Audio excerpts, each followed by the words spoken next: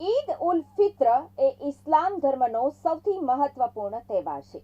સુરતના રાંદેરમાં ઐતિહાસિક ઈદગાહ ખાતે સામૂહિક નમાઝ અદા કરી ઈદની ઉજવણી કરવામાં આવી. આ તહેવાર ભાઈચારો, દાન અને આનંદનું પ્રતીક છે. રમઝાન એક એવો મહિનો છે જે રોઝા, ઇબાદત અને આત્મશુદ્ધિ માટે સમર્પિત હોય છે. આ પવિત્ર તહેવારની સુરતમાં રંગેચંગે ઉજવણી કરવામાં આવી હતી, જેમાં ઈદગાહોમાં સામૂહિક નમાઝ અદા કરવામાં આવી હતી. ત્યારબાદ એકમેકને ગળે મળીને શુભકામના પાઠવવામાં આવી હતી. ઇસ્લામિક કેલેન્ડર અનુસાર રમઝાનની સમાપ્તિ પછી શવ્વાલની 1લી તારીખે ઈદ ઉલ ફિત્ર ઉજવાય છે. આ વિશેષ તહેવારની શરૂઆત સવારે વિશેષ નમાઝથી થાય છે, જેમાં હજારો લોકો એક સાથે મળીને અલ્લાહને દુઆ કરે છે. મુસ્લિમ બિરાદરોએ આજના દિવસે ઘરે પણ વિશેષ તૈયારીઓ કરી હોવાથી લોકોને પોતાના ઘરે તથા બીજાના ઘરે જઈને પણ શુભકામના પાઠવી હતી.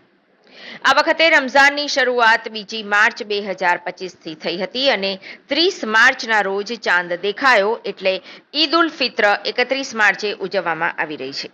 આ દિવસે લોકો એકબીજાને ઈદ મુબારક કહી શુભેચ્છા પાઠવે છે અને હાર્દિક મિલન કરે છે. ઈદ ઉલ ફિત્રને મીઠી ઈદ પણ કહેવામાં આવે છે, કારણ કે આ દિવસે ખીર, સેવૈયા અને અન્ય મીઠી વાનગીઓ તૈયાર કરવામાં આવે છે. મારું નામ ઇમ્તિયાઝ રસૂલ શેખ બમરાલા છે. હું રાંદેર વોર્ડ નંબર બીજેપી માઇનોરિટીનો પ્રેસિડેન્ટ છું. અમારા રાંદેર માટે એક આજે અમારો મુસ્લિમ લોકોનો બહુ પવિત્ર રમઝાન ઈદ ઉલ ફિતર કહી છે એ તહેવાર છે. એમાં અમારી જે ઈદગાહ છે એ ત્યાં ઈદની નમાઝ થાય છે અને અમારા માટે જે આ ઈદગાહની કમિટી છે એ લોકોએ બહુ સારો ઇંતજામ કર્યો અને વોલેન્ટિયરોએ પણ બહુ સારો ઇંતજામ કર્યો. માઇક વાળા, ઇલેક્ટ્રિક વાળા, જેટલા લોકોએ અમારા રાંદેરમાં જે વોલેન્ટિયરો છે એ લોકોએ ખૂબ સારી મહેનત કરી.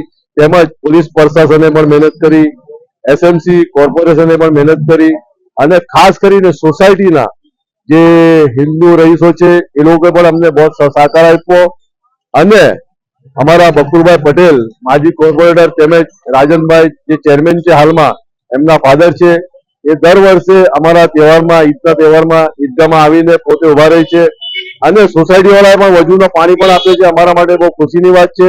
અને અમારા જે મોટા મૌલવીએ જે ભાષણ કહ્યું એમાં એ બતાવ્યું કે આપણા દેશમાં એક ભાઈચારો રહે, આપણો દેશ તરક્કી કરે, એ જ આપણા માટે સારું છે અને બીજા દેશ કરતા આપણો દેશ આગળ નીકળે. કાળી પટ્ટી બાંધેલી છે એ બાબતે શું? એ કાળી પટ્ટી તો અમારા મૌલવી લોકોએ તો ના પાડી, પણ અમુક લોકો જે છે, અમુક લોકોએ જે બાંધીને આવ્યા છે, કેટલા લોકોએ તો પછી કાળી પણ રાખી. કેમ કે એ વખતના જે અફવાઓ તો બહુ ચાલે છે, કોઈ પણ વોટ્સએપ પર લાગી દે કે ભાઈ કાળી પટ્ટીઓ બાંધીને આવવાની, પણ અમારા મોટા મૌલવીઓએ ના પાડી કે ભાઈ કાળી પટ્ટીઓ બાંધીને નહીં જવાની. પણ જે વોટ્સએપ પર ભલે છે એ વોટ્સએપ થી ભરીને લોકોને ગેરમાર્ગે દોરે છે, એટલે અમુક લોકો પહેરીને આવેલા હતા. મારું નામ ઇનુસ ખાન પઠાણ, ફૂલવાડી ચેરિટેબલ ટ્રસ્ટનો પ્રમુખ છું, અહીંયાનો આગેવાન છું. આજે રમઝાન ઈદ હતી ને બહુ સારી રીતે ઈદની ઉજવણી થઈ છે. અમે બધા મળીને હિન્દુ, મુસ્લિમ, શીખ, ઈસાઈ મળીને ઈદ મનાવી છે. આજે અમારા મોહલ્લામાં અમે ટ્રસ્ટીએ છીએ એના ને ઈદ અમે શુરખુરમાનો પ્રોગ્રામ રાખીએ છીએ, તેમાં બધા મળીને આવે છે અને બધા જ ભાઈ પીવા આવે છે, ખાવા આવે છે, બધા એકબીજાને મળીએ છીએ, ગળે મળીએ છીએ અને બિના ભેદભાવ વગર આ તહેવાર અમે મનાવીએ છીએ. અને આખા દેશના લોકોને આજની ઈદ મુબારક મારા તરફથી ને મારા ફેમિલીને તરફથી. અને દેશને આ જ સંદેશો આપવા માગું છું કે આ જો દેશમાં ચાલી રહેલું છે, આ હિન્દુ, આ મુસ્લિમ, આ બધો બહુ થયો. હવે અમે એક થઈ જઈએ બધા. જેવો અમારો જૂનો દેશ હતો હિન્દુસ્તાન, હિન્દુ, મુસ્લિમ, શીખ, ઈસાઈ મળીને રહેતા હતા, એ રીતે પાછા થઈ જાઓ તો ખૂબ ખૂબ બધાની મહેરબાની. હવે બધું ભૂલી જાઓ, બધું જે થયું તે બધું ભૂલી જાઓ આગળનું. હવે સારી રીતે રહેવા મારી આવી બધાથી અપેક્ષા છે. જય હિન્દ, જય ગુજરાત.